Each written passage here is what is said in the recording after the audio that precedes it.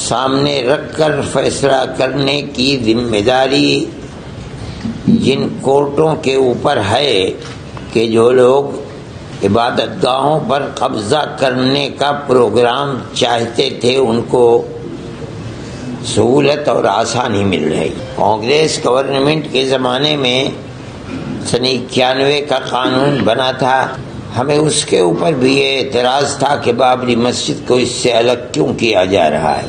Supreme court کا ایک فیصلہ کہ مسجد اپنی جگہ ہے، کسی مندر کو توڑ کر نہیں بنائی گئی، یعنی جہاں بابری مسجد ہے وہ رام جنم بھومی نہیں ہے، اپنی عقیدت کی بنیاد کے اوپر کسی مسئلے کو لائے گی، وہاں حقیقت اور ثبوت شواہد کو نہیں دیکھا جائے گا، بلکہ وہاں یہ دیکھا جائے گا کہ اکثریت کی عقیدت مندی کیا چاہتی ہے، جو چاہتی ہے اس کو پیش کر دیا جائے گا، تو ملک کیسے چلے گا۔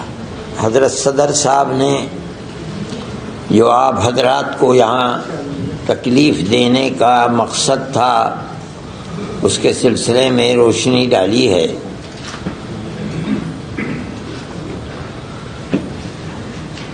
مسلمان ملک کی آزادی کے بعد اس طرح کے مسائل میں گھرا ہوا ہے۔ بابری مسجد کا مسئلہ تھا، لیکن اسی زمانے میں مختلف مسجدوں کے مسئلے، خود دلی کی جامع مسجد کا مسئلہ ہے، احمد آباد کی مسجد کا مسئلہ ہے، سنبھل کی مسجد کا مسئلہ ہے، متھرا ہے، یہ تمام مسائل اٹھ رہے تھے۔ لیکن اس وقت جس تیزی کے ساتھ یہ مسائل اٹھے ہیں ان سے یہ محسوس ہوتا ہے کہ قانون کو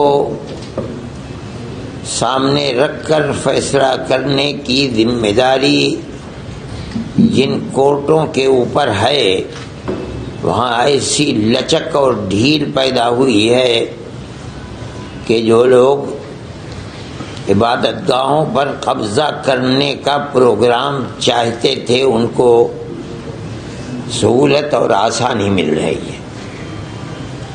کانگریس گورنمنٹ کے زمانے میں سن 91 کا قانون بنا تھا، ہمیں اس کے اوپر بھی یہ اعتراض تھا کہ بابری مسجد کو اس سے الگ کیوں کیا جا رہا ہے، لیکن کیا گیا کیونکہ جمعیت علماء ہی اس کیس کو لڑ رہی تھی،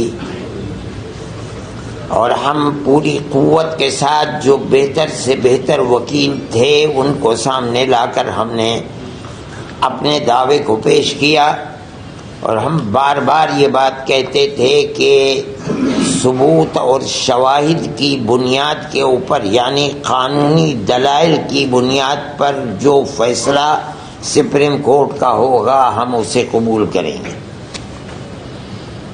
سپریم کورٹ کا ایک فیصلہ کہ مسجد اپنی جگہ ہے، کسی مندر کو توڑ کر نہیں بنائی گئی، یعنی جہاں بابری مسجد ہے وہ رام جنم بھومی نہیں ہے،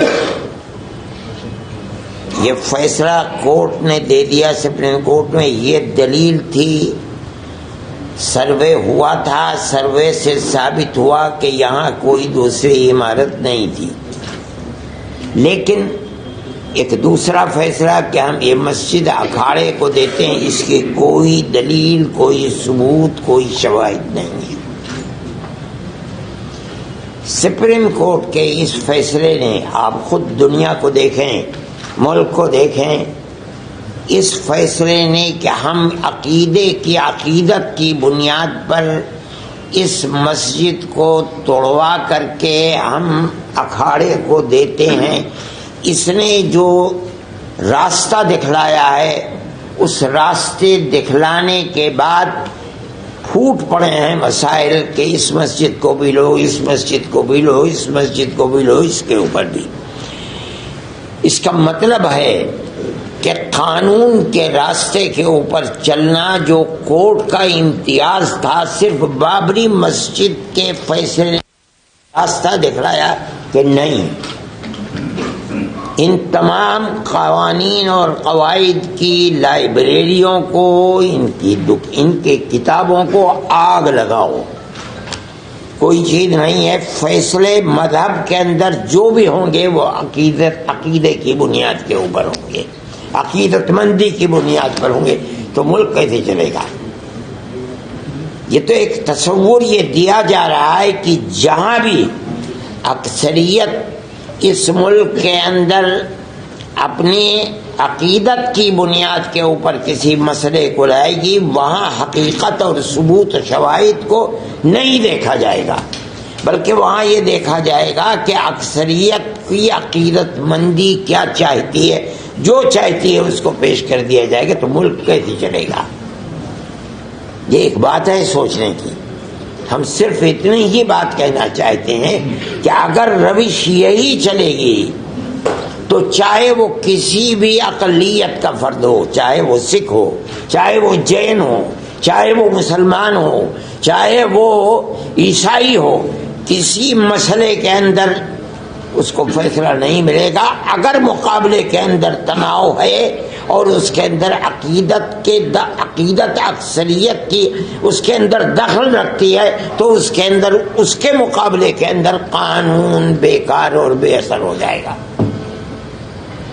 یہ بات میں ہی نہیں کہہ رہا ہوں، سمجھدار اور بڑے بڑے وکلاء یہ بات کہہ رہے ہیں کہ اس فیصلے نے بابری مسجد کے جو راستہ کھولا ہے کہ عقیدت کی بنیاد جب کبھی مقابلہ ہوگا تو قانون اس کے مقابلے کے اندر ہیج ہو جائے گا. تو پھر لا آپ پڑھاتے کس لیے ہیں؟ لائبریریوں کے اندر آپ کے ہزاروں کتابیں کس لیے رکھی ہوئی ہیں؟ ان کو آگ لگا دیجئے. یہی مسئلہ ہے.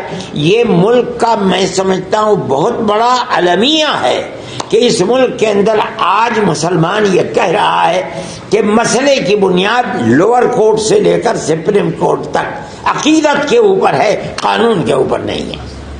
میں اس کو بہت بڑا المیہ سمجھتا ہوں اور ایک یہ داہیہ ہے، بڑا مسئلہ ہے. اس مسئلے کو سوچنا چاہیے اور جن لوگوں کے ہاتھ میں ملک کی باگڈور ہے انہیں سمجھنا چاہیے کہ مسئلے ملک کو کدھر لے کر کے چلنا ہے. میں اس سے زیادہ اپنے افسوس کا کوئی اور اظہار نہیں کر سکتا.